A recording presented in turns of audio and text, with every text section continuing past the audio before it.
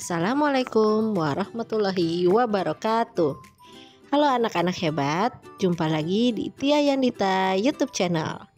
Pada kesempatan kali ini, Bu Tia akan membahas materi IPAS bab 1 kelas 4 SD, yaitu tumbuhan sumber kehidupan di bumi.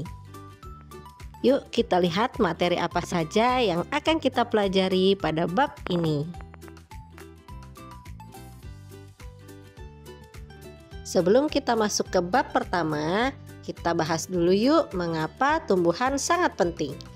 Tumbuhan berperan sebagai sumber makanan bagi manusia dan hewan. Juga berperan penting dalam ketersediaan udara yang kita hirup untuk bernapas. Bisa dibilang tumbuhan sangat penting keberadaannya di bumi. Baik anak-anak, kita masuk ke materi pertama, yaitu bagian tubuh tumbuhan. Kita lihat yuk pada gambar. Tubuh tumbuhan bagiannya ada daun, bunga, batang, akar, dan buah. Daun adalah tempat tumbuhan membuat makanan. Makanan ini dibutuhkan agar tanaman bisa tumbuh.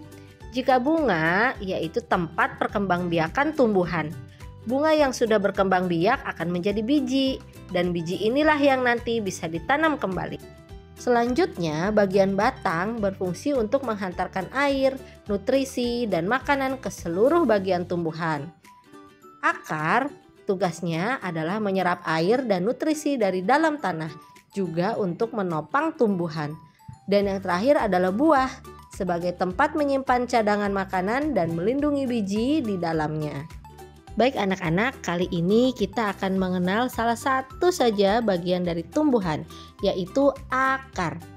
Akar adalah bagian yang penting bagi tumbuhan. Jika akar dipotong, maka tumbuhan tidak bisa mengambil nutrisi dari dalam tanah dan akan mati. Akar dibagi menjadi dua. Yang pertama akar serabut, yang kedua akar tunggang. Akar serabut bercabang kecil dan tidak dalam. Sedangkan akar tunggang bercabang kuat dan besar. Seperti yang sudah Ibu bilang sebelumnya, tugas akar adalah mengambil air dan nutrisi dari dalam tanah. Akan tetapi selain itu, manfaat akar yaitu menjadi tempat menyimpan cadangan makanan bagi tumbuhan. Cadangan makanan yang tersimpan dan membesar biasa kita sebut dengan umbi. Berikut adalah contoh umbi yang berasal dari akar serabut, yaitu singkong, dan contoh umbi yang berasal dari akar tunggang, yaitu wortel. Baik anak-anak, kita bisa lihat dari bagian tumbuhan tadi, manfaatnya bagi manusia adalah satu sebagai sumber bahan pangan, yaitu dengan adanya umbi-umbian tadi, lalu sebagai bahan perabot rumah, jembatan, dermaga, kapal, layang-layang, dan masih banyak lagi. Dan yang terakhir, manfaat bagian tumbuhan bagi manusia adalah sebagai pembuat obat-obatan seperti minyak kayu putih dan jamu tradisional. Baik anak-anak, kita masuk ke materi kedua, yaitu fotosintesis, proses paling penting di bumi. Mungkin kalian bertanya-tanya, apa sih fotosintesis itu?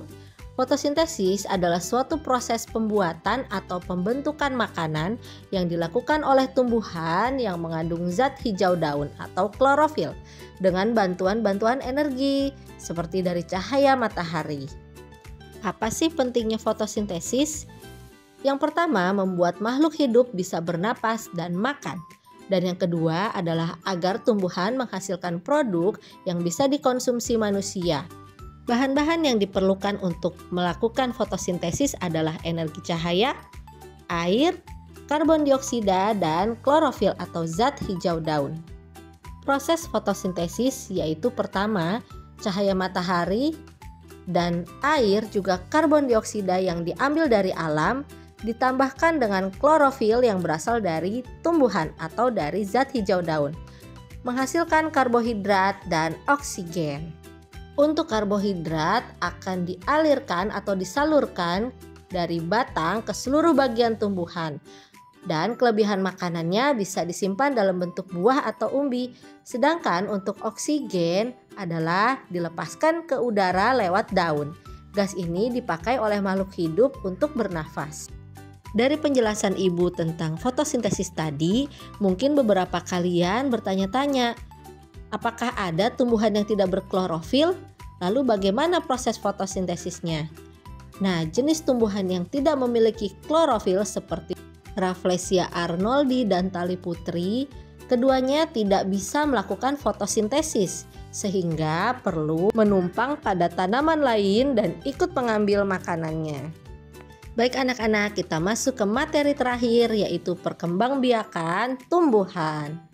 Nah, cara perkembangbiakan tumbuhan dibagi menjadi beberapa jenis, yaitu vegetatif dan generatif. Vegetatif dibagi menjadi dua, alami dan buatan. Sedangkan generatif hanya memiliki satu cara, yaitu penyerbukan. Nah, pada kesempatan kali ini Ibu akan membahas cara perkembangbiakan tumbuhan lewat vegetatif buatan, yaitu cangkok dan stek. Untuk cangkok, yaitu caranya adalah membangkitkan akar pada batang tumbuhan agar dapat tumbuh menjadi tumbuhan baru. Kalian bisa melihat cara mencangkok tanaman lewat gambar ya.